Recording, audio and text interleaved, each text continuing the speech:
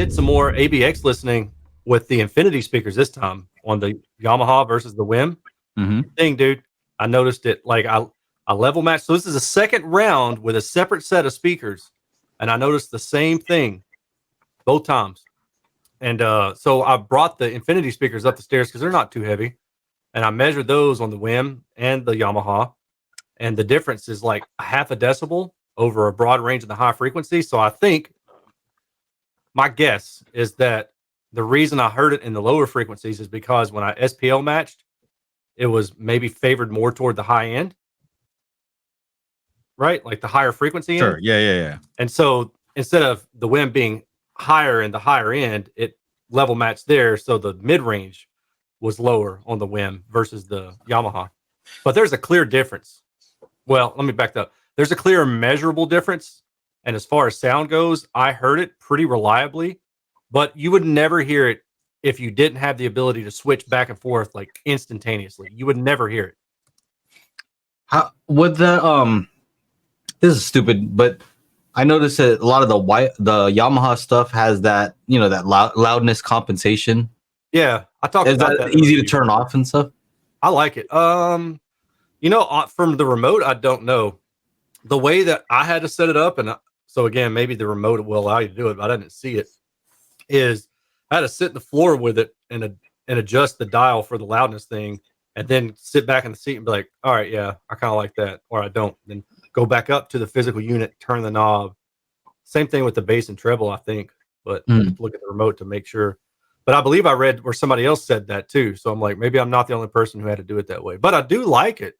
What it does is it basically takes out the mid-range, but it's varied in how it does it. And again, I talk about it in my review. I'll probably release it tomorrow or Thursday.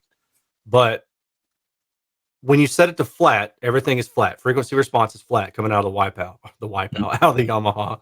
And then you can go to like, I think it's -30 is the extreme end for the loudness. And when you do that, it basically, the mid-range, the low mid-range, like maybe 200-300 hertz and below that is the same, but it starts to droop down. And as you get to about 1 to 2K, that's the deepest point, and then it comes back up. But the thing is that between that point and the flat, it seems to do more of the mid-range when you get closer to flat. It's hard to explain. The graphic will make it easier to understand.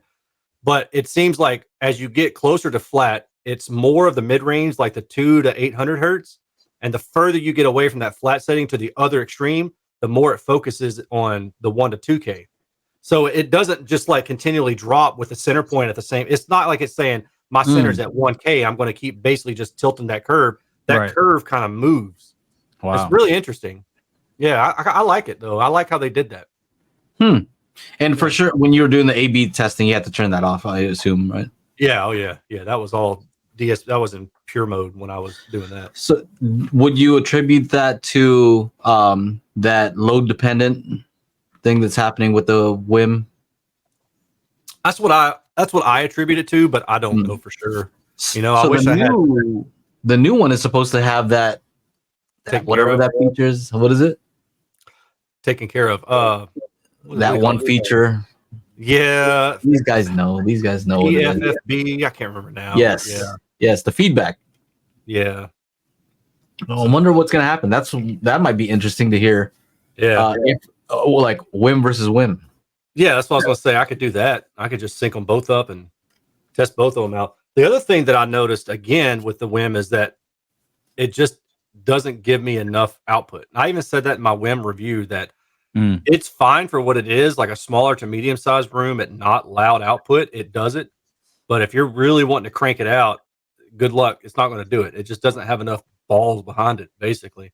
But I noticed I measured, so I maxed both of them out. I ran HDMI into the WiiM, maxed out the volume, and then ran HDMI into the Yamaha, maxed out the volume. And there was 18 decibels between the two in terms of max volume. Wow. Like all DSP, everything disabled. So nothing else was going on anywhere. Yeah, 18 decibels. I'm like, that doesn't even make sense. Okay, so with the WiiM, do you notice that when you max it out, it's not distorting? It's just not playing loud? it's just not playing loud. Yeah. I'm wondering how much of that has to do with them leaving some headroom for their DSP. Yeah, maybe. You know, because one time I was playing it up like 12 dB. Right. So Yeah. I was playing, I had it in the bedroom and I had it connected to those monoliths, those super inefficient, the ones that we're using, like 81 dB. Yeah. Right? Yeah. I had it connected to those. And my bedroom's pretty big. And I was playing some Netflix stuff, which is usually low. Sometimes it's low, right? On, I don't know if it's Netflix or Disney Plus. Anyway, it was one of the streaming services where the sound was low. And I was just like, this is not loud enough at all. And I had this thing all the way up.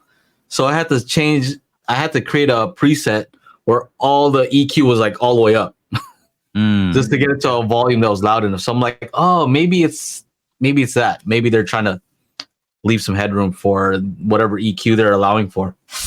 Oh, yeah, no, you could be right. Because I noticed when I was testing it the first time, just the WiiM, that in order to get more volume, I could bring the DSP. If I could make it a low shelf, I think, and then boost it, I could boost it like 12 dB and I can get louder, get more volume out of it that way. But I was like, I don't know about doing that because I don't know if I'm just ramping up distortion or not. I think it's a good choice that they made, though. I think it's a good choice. Like if you're trying to do all these things in this inexpensive product, you want to give DSP, you want to give people the option to use that without sounding terrible. Kind of like you're gonna have to make a trade-off somewhere.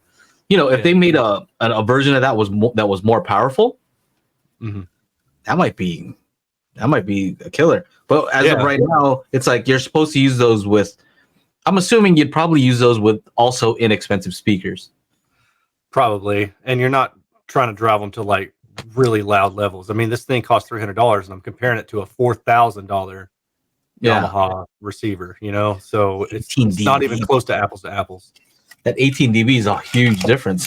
It is. It's huge, and I was just like, this doesn't even make sense. So I double checked the Yamaha. I mean, I hadn't even run WiiPal yet, so there was no way for that to be enabled.